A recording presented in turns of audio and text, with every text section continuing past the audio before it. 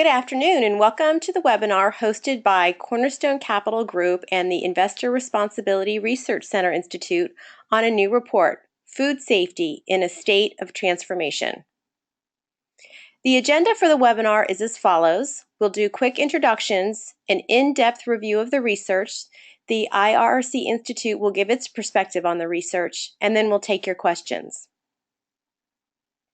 In terms of webinar logistics, all of the attendees are in listen-only mode, but we do encourage your questions. Throughout the webinar, feel free to type your question into the question function in your control panel.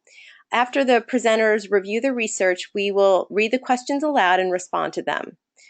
For your information, this webinar is being recorded and you will receive an email with a link to a replay of this session. This report and all others are available at no charge on the IRC Institute's website, www.ircinstitute.org. We encourage you to share information about this webinar and report. You can find us on Twitter at IRC Research and at Cornerstone_Cap to share that information on Twitter. If you have any audio issues during the webinar, feel free to call GoToWebinar at 1-800-263-6317 and they should be able to provide support. Our speakers today are several. The first one will be Michael Chevelle, and Michael is with Cornerstone Capital Group. He is a co-author of the report, and he is responsible for researching industries, companies, and trends in the field of sustainable finance.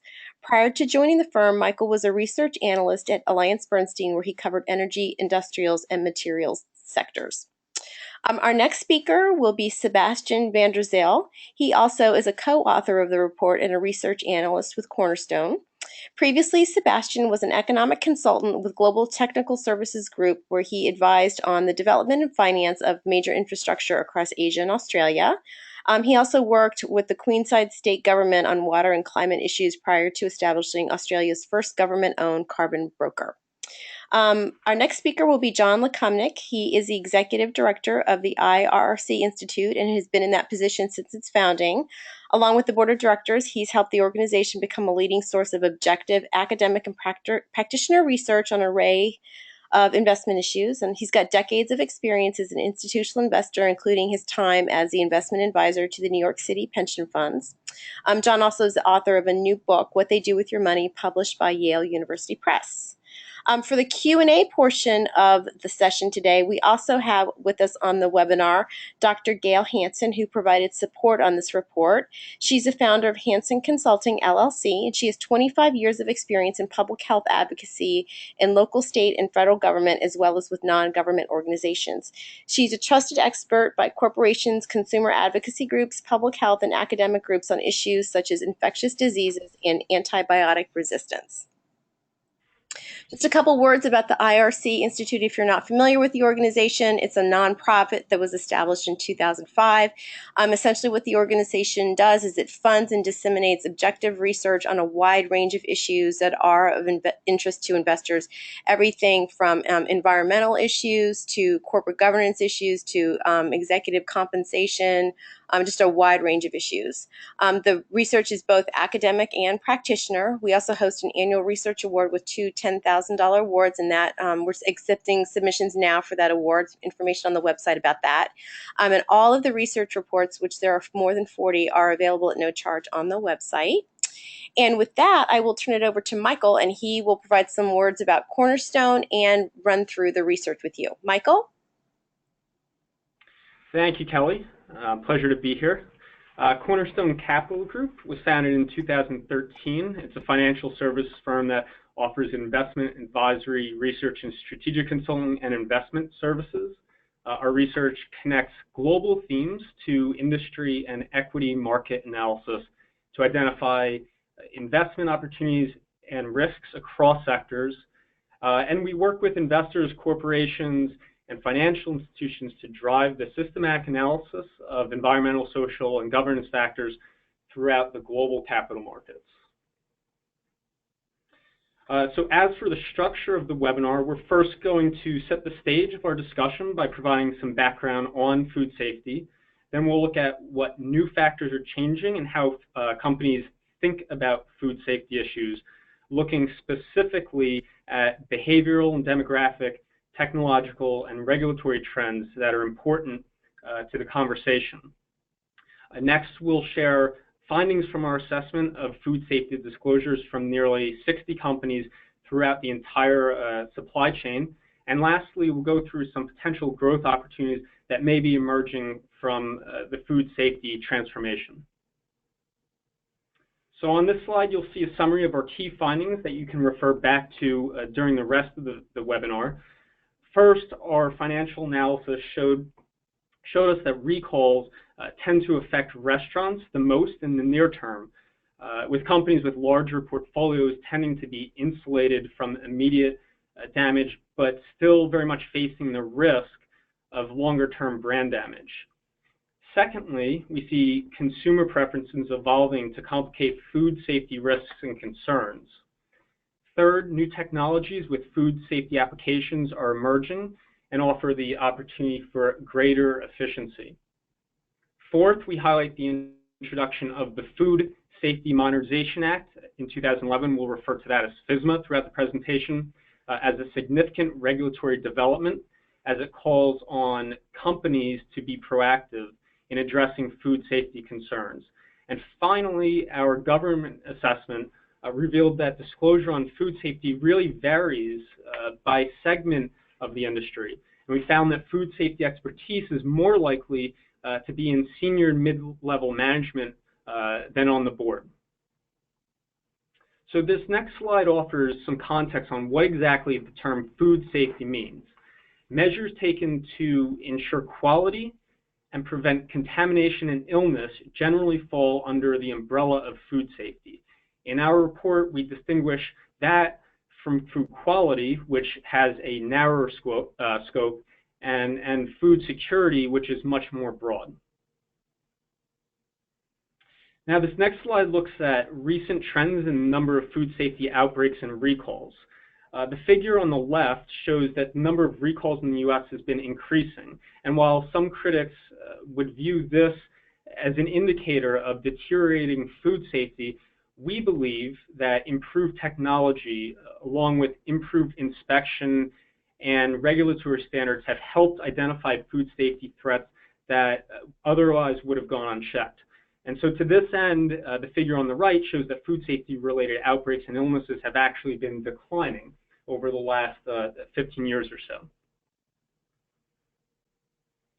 This next slide introduces our analysis on 10 food safety events that affected U.S. publicly traded companies over the last 25 years.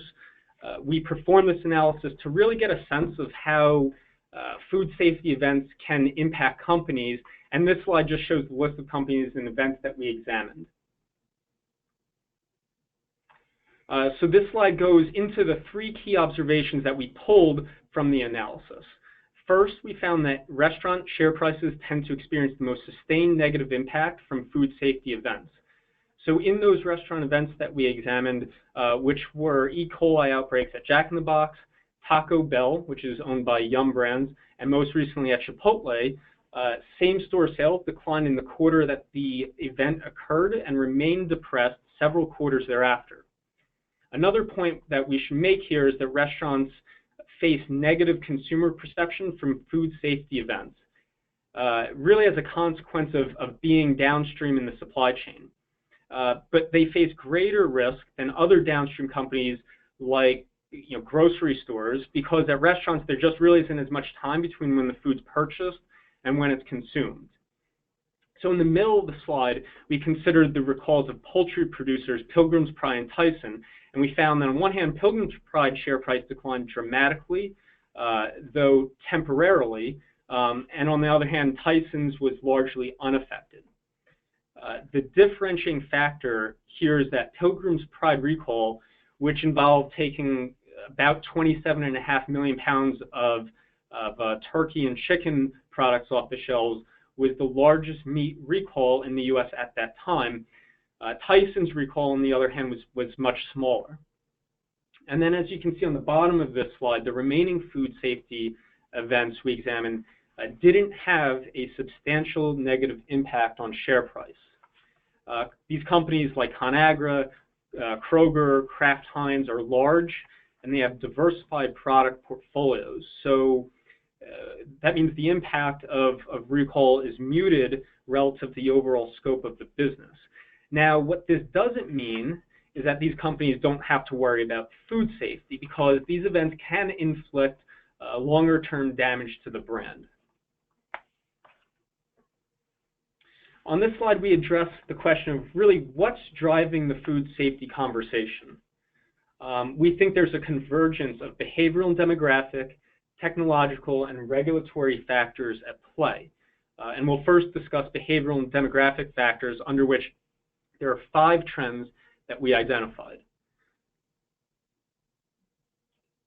Next slide. Thank you. The first trend is that consumers in the developed world are increasingly demanding organic, antibiotic and preservative-free, and locally sourced food. This trend can actually be a source of concern from a food safety perspective. So, for example, there's growing demand for raw or unpasteurized milk, but as you can see in this chart, there's been an increase in the number of raw dairy-related outbreaks, which is most likely due to the fact that raw milk products are about 150 times more likely to cause health issues than pasteurized products. The second behavioral trend, the shift towards what we really refer to as 2-earner families and busier lifestyles, and that's meant that fewer meals are being cooked at home. Americans are choosing to eat out more, and the chart on the left of this slide shows that for the first time ever, the share of U.S. consumer spending on food away from home has surpassed spending on food consumed at home. Spending on prepackaged and ready-made options has also increased. But the chart on the right shows that ready-to-eat meals are actually the food product that's most likely to be recalled. And our research indicates this is because they require ingredients from various suppliers that need to come together on a just-in-time basis. Moving on to the third trend, simply put, social media is amplifying the impact of food safety issues. Social media is helping consumers become increasingly aware of food safety issues, which in turn is leading them to demand more transparency from companies. It's also making it harder for companies to manage their reputational risk and control the overall message that comes out of a food safety incident. And the chart on slide 16 shows that in a recent survey, consumer respondents were asked to evaluate a number of food-related issues. And what we see is that there's a stark contrast across the board between how the public thinks food producers are performing and how they think those producers should perform. So this perception gap, as we call it, was largest for food safety, and this suggests that this is the area where respondents were most dissatisfied. The fourth trend that we observed is rising incomes in developed markets, driving demand for dairy and animal protein. So dairy and animal protein contain bacteria that may cause foodborne illness, particularly in countries where monitoring isn't as vigorous. And it's important to remember that demand for animal protein is global in nature, and so this is driving growth in farming practices such as aquaculture, which again in less developed markets might contribute to the transmission of foodborne disease. And then the final trend that we identify is that of an aging population in developed markets. Infants and elderly are particularly vulnerable to foodborne illness given their weaker immune system, and this is reflected in the charts on this slide, which show that the incident rates of salmonella and listeria by age group. So now we'll move into technological factors driving the food safety conversation. So there's 3 areas of innovation we focused on in the report, and those are supply chain technology, advanced robotics, and cheaper and more accurate gene sequencing. We provide much more information on these technologies in the report, but to summarize, supply chain technologies addressing food safety by enabling automated data collection and analysis, continuous monitoring, remote real-time accessibility, and digital record keeping. Advanced robotics is becoming a more attractive option, given that companies are looking to address rising labor costs and costly food safety and hygiene compliance. And robots also minimize the human contact with food products, which is really pretty critical, considering that infected workers cause about 70% of norovirus outbreaks. And then lastly, whole genome sequencing is being used to isolate pathogens from food or environmental samples, and then used to compare them to samples from sick patients, which allows you to pinpoint the origin of an outbreak. And what's really particularly exciting right now about this technology is that it's actually going a step further, because it can actually differentiate between certain strains of pathogens, which allows scientists to determine if two people, in fact, were infected by a pathogen from the same food source. So I'm going to turn it over now to Sebastian to review the regulatory factors at play here. Thanks, Michael. So food safety regulation began in the US in the early 1900s and grew rapidly in the latter half of the 20th century, with the most recent significant change being the introduction of the Food Safety Modernization Act, FSMA, in 2011. Up until recently, the approach to issues of food safety have been one of reactive compliance, and companies relied on production standards and government monitoring of outbreaks, dealing with issues as they arose. But FSMA calls on companies to reorient their approach to a more proactive responsibility. Food safety systems are now mandated to focus on prevention by actively identifying and addressing supply chain risks before they manifest themselves. On the international landscape, food is increasingly becoming global. The figure on the left shows that a hamburger can be composed of products from up to 10 countries, and one package of ground beef can contain meat from more than 50 cows from several countries. In 2014, global and agricultural trade reached close to $1.8 trillion, making it the third largest major product category after fuels and chemicals. Globalization of trade in food products means that there is a greater need for more interconnected regulatory food systems. Countries with similar systems enable reduced trade barriers and processing times, while major differences between regulatory systems can slow trade and potentially increase the risk of food safety incidents. The EU and the US are examples of food safety systems that are becoming increasingly more aligned, especially with FSMA aligning the US with risk assessment and prevention approaches taken by the EU. However, the EU has more restrictions and labeling requirements than the US when it comes to livestock antibiotics, growth hormones, antimicrobial rinses, and GMOs. China, on the other hand, with a growing domestic and export food market, is also undertaking significant changes in food safety regulation, but it is focusing on problem areas such as baby formula, health, foods, and online shopping. The interaction between global regulatory systems would increase should the Transatlantic Trade and Investment Partnership and the Trans-Pacific Partnership come to pass.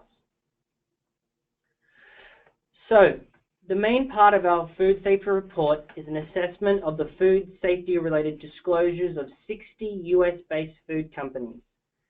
As we have seen, food safety is a complex topic, and responses to food safety trends, issues, and regulations by companies do differ.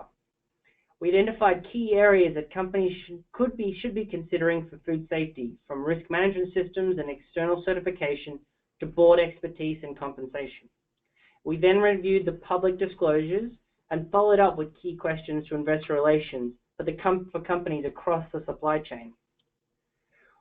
We just want to add, while not disclosing in any of these areas does not mean that a company is not considering a particular issue, public disclosure does, in our view, mean the company has considered and decided on a particular approach, which is important for investors.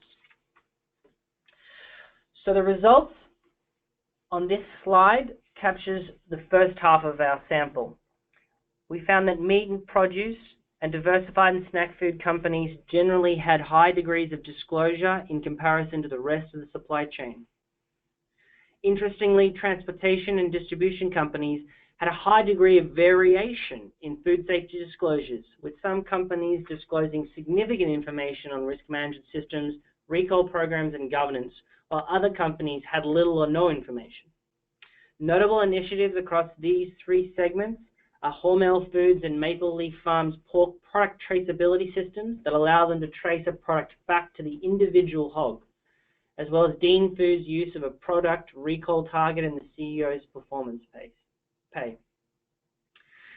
For the remaining three groups of the companies, we note that grocery stores and restaurants had low degree of disclosure on internal safety systems and external certifiers, which we will discuss later.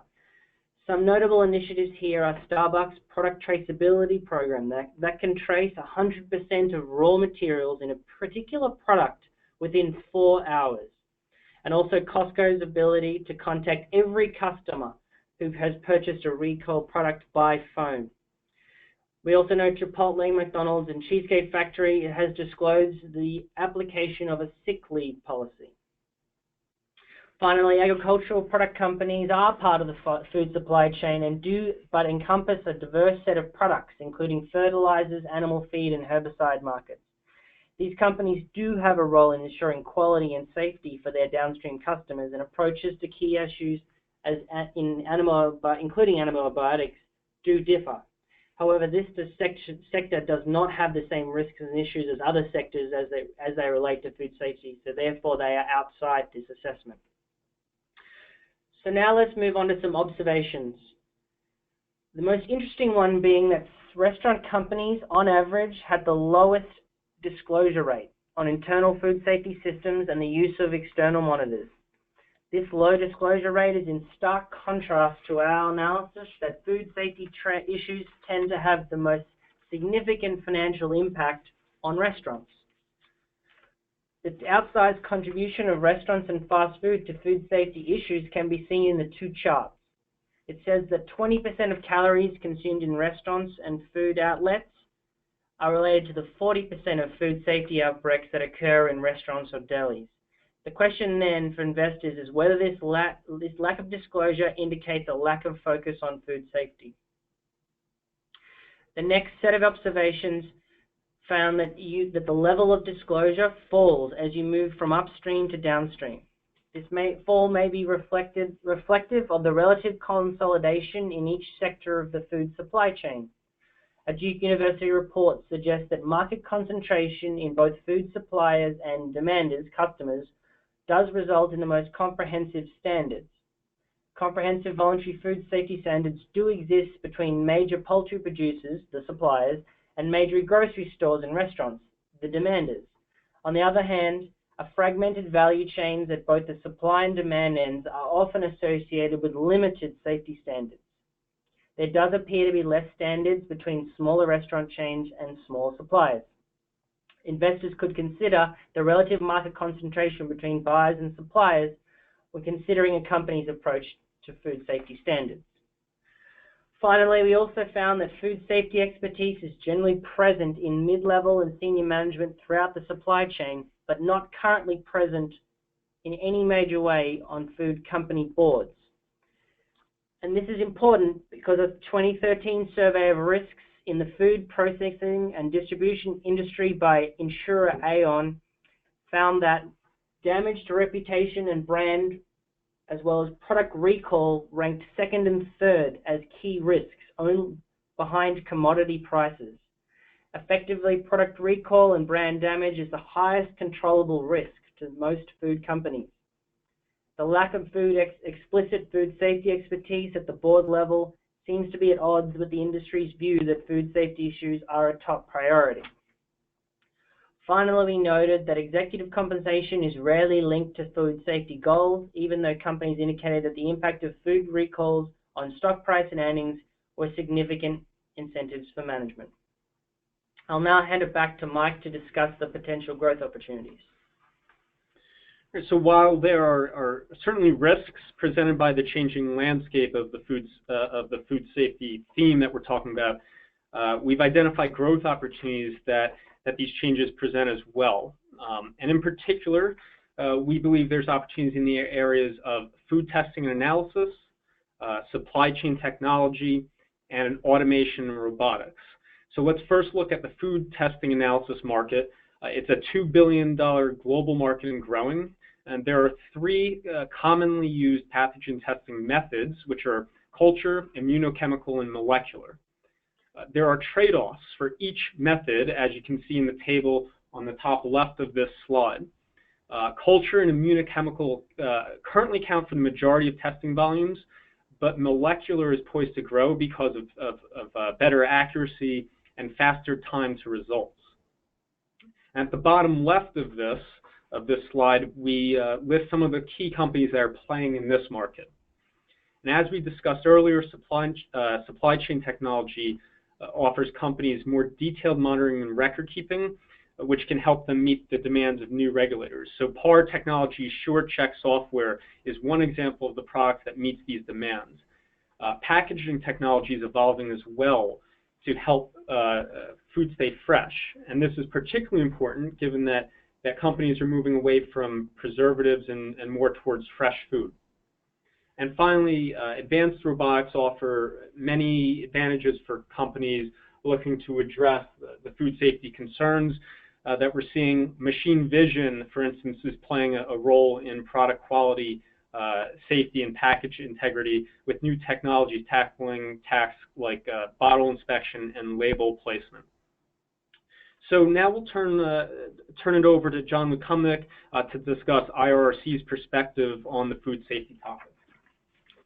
Thank you. I want to thank Michael and Sebastian and also Gail for the report. As with all webinars, you're getting, the top 5 or 10%. It is a fairly in-depth technical report.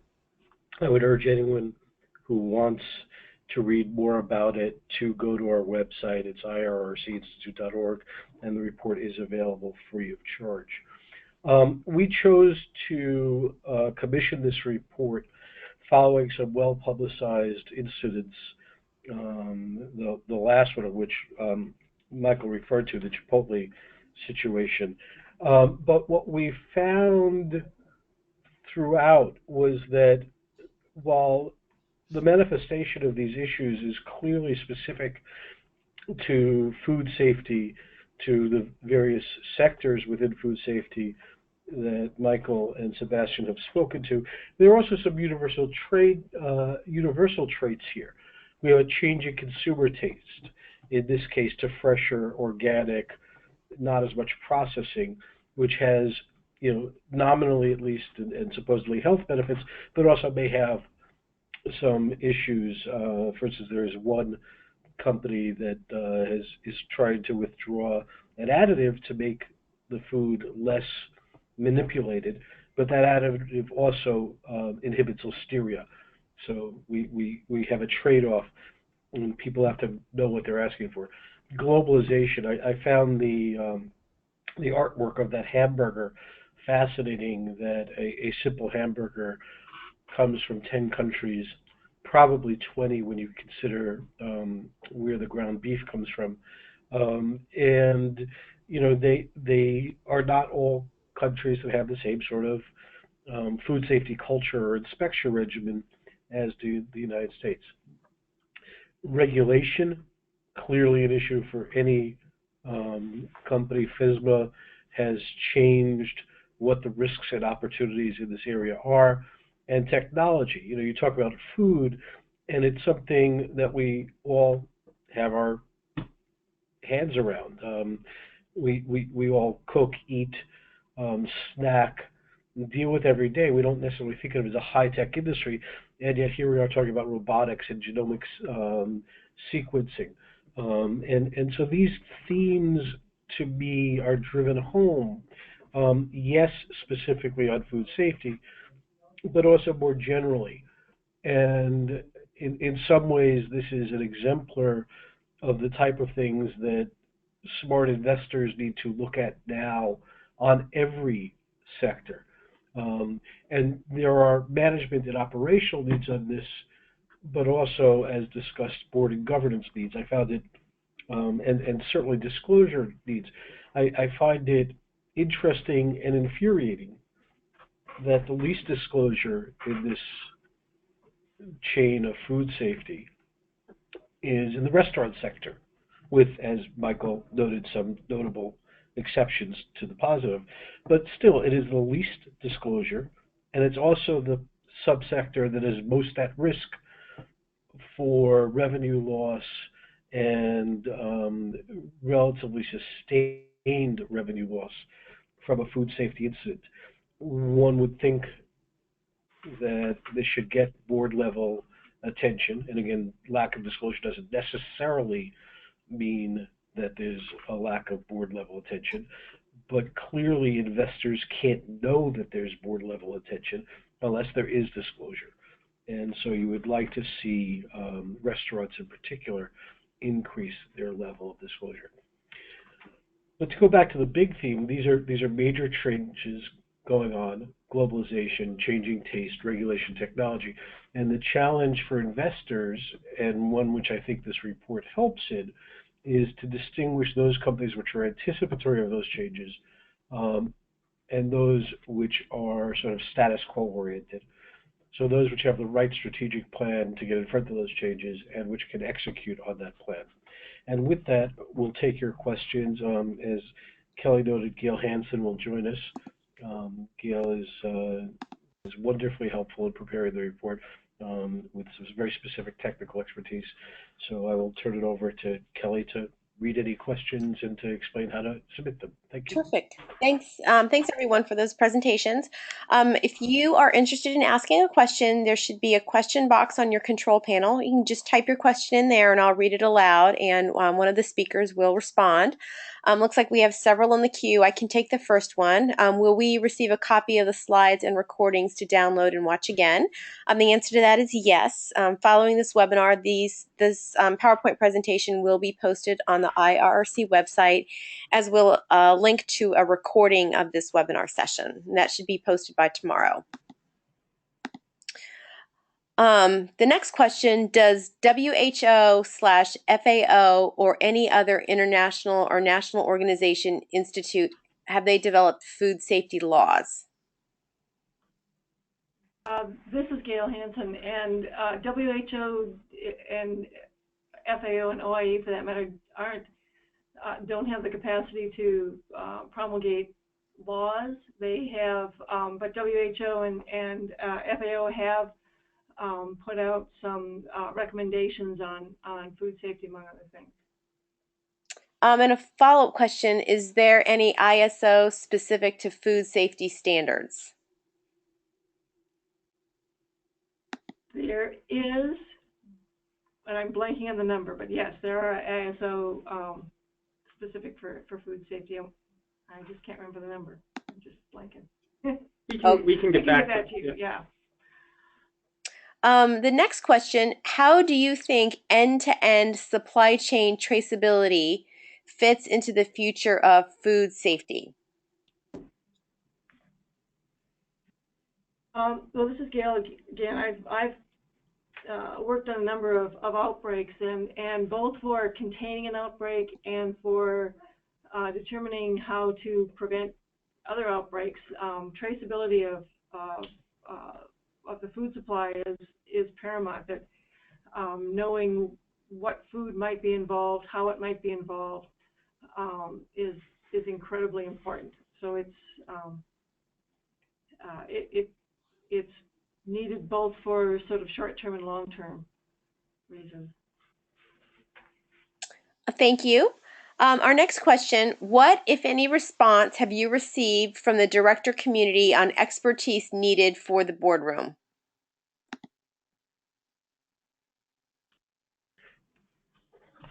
So the purpose of this study was really to examine, in our view, what expertise we thought would be useful in the boardroom from a food safety perspective, and we kept the bar quite high. So we're looking for explicit food safety, public health, and elements of having worked in food safety roles previously. But the actual governance structure, in terms of what we would like to see, that's a discussion with each company that's applicable and speaks to their risks. So generically, we think technical understanding of food safety issues is critical, but we understand that each company is different. If I may add here, I think Sebastian and Michael and I have had this discussion in the past. Every enterprise, every technical field needs domain expertise resident in the boardroom. Now, there's a balancing act there, which is you clearly do not want to have single issue constituency directors. So, for instance, someone who would know about food safety but could not read a balance sheet would be of it would be nice to have someone who could do both. It is possible to get technical expertise in the boardroom through either the skill set and experience of the directors or access to technical expertise and experts reporting to the board. The issue is compounded, though, in the case of these companies through the very uneven disclosure. So if a board were to describe the process and the food safety program it has and how it gains expertise, then I think there would be less call for expertise resident in the board. Because the issue is, how does the board, what is the program the board subscribes to? What are the standards? How are the incentives? How are they measured? And the lack of disclosure is troubling because it is very difficult to discern that. So I think that is as much of the question as whether or not individual members of the board have specific food safety expertise. Thank you. Our next question, you mentioned a tension between, on the one hand, trends for more natural, less preservatives, artificial ingredients, and on the other hand, food safety issues. Can you expand on this? Is it fair to say that we can expect more food safety issues among natural food restaurants, i.e., is Chipotle's challenge been due to its use of all natural? I don't think this is Gail, I don't think it necessarily has to be an either or, but there are certainly challenges when you go to less processed and fresher ingredients that are different from what's been done and what the culture has been in the last several years. So we're evolving to a new system or new expectations, and I think there are going to be new challenges with that, and some. There are some companies that are still trying to figure it out. I think there's also a bit of a conflation, as Michael mentioned at the beginning, of the difference between food, the value, and sort of food value and food safety. So just because it's fresh doesn't automatically mean it's going to be more safe or less safe. Yeah, I just to maybe add to that, I think. I think one of the key takeaways on this particular issue is not so much whether it's antibiotic or preservative-free or locally sourced or organic, but rather where is there movement in the supply chain? Where is the most change happening?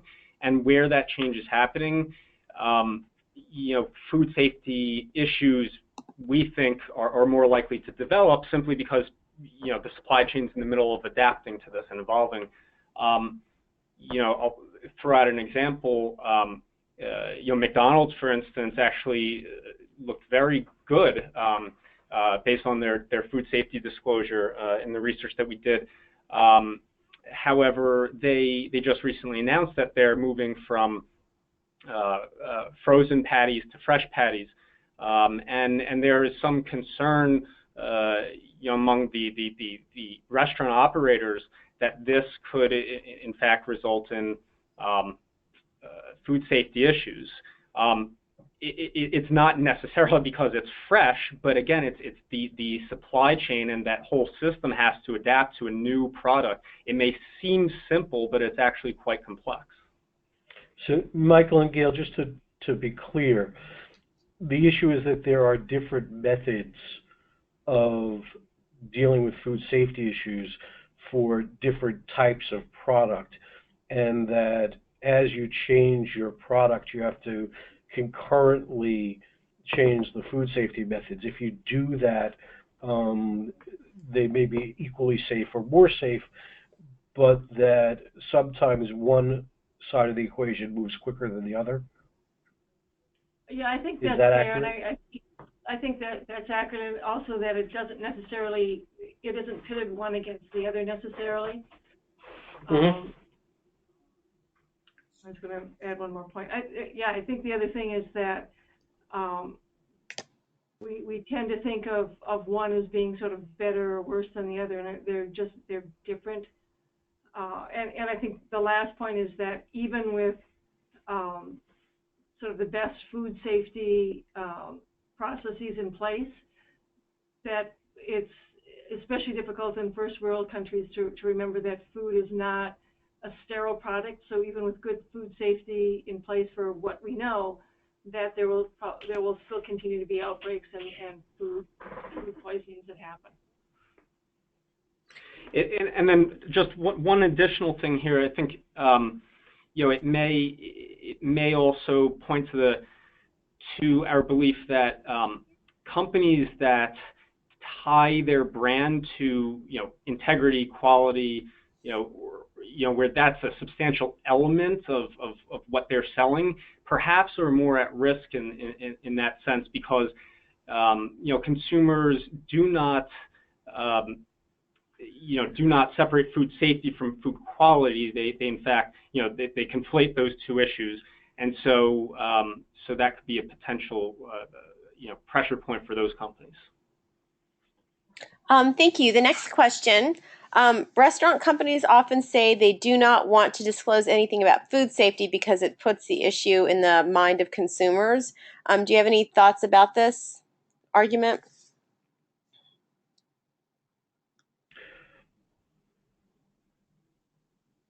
Well, this is Gail, and I hear that. I've worked in public health for a long time, and I've heard those same kinds of arguments about a lot of different things. Not to put too weird a spin on it, but giving sex education to kids will want them to have sex more often, even though the studies show that doesn't happen.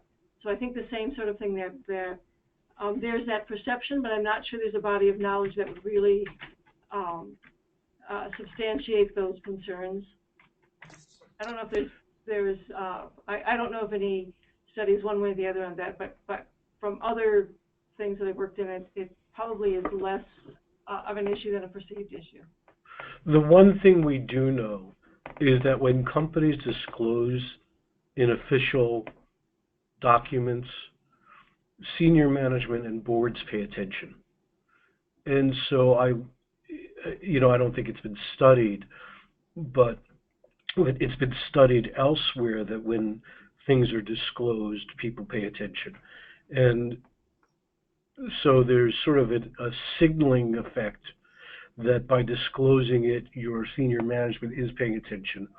And there's also a substantive effect that your general counsel's office and corporate secretary's office will be looking at it, and depending on what it's disclosed in, your internal or external auditor may be disclosing it.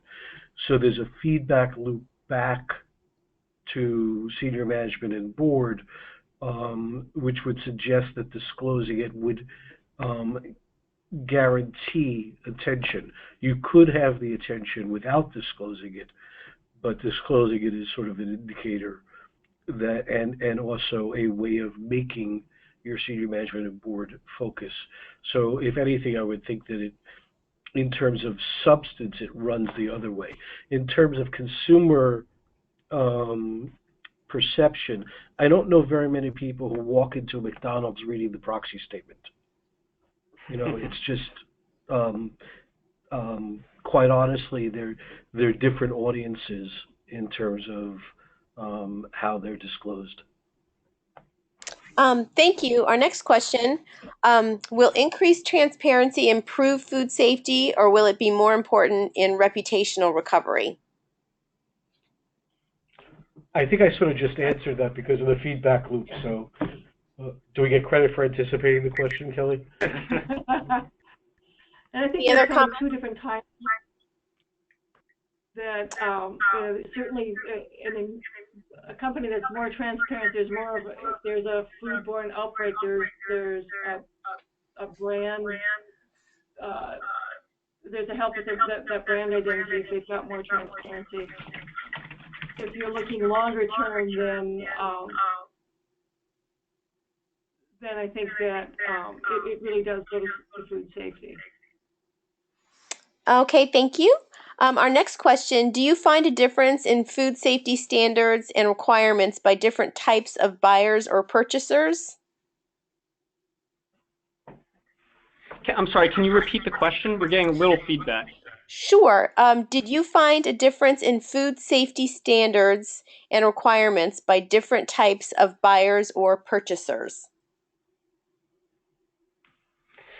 Yes, it's actually a particular observation in the report and about the differences between standards across sectors.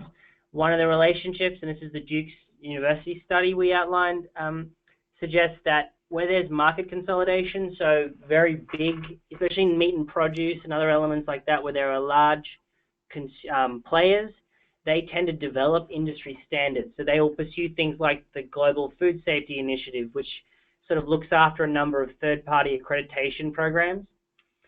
So then you sort of think about, well, these large buyers talking to large sellers, they tend to develop these standards.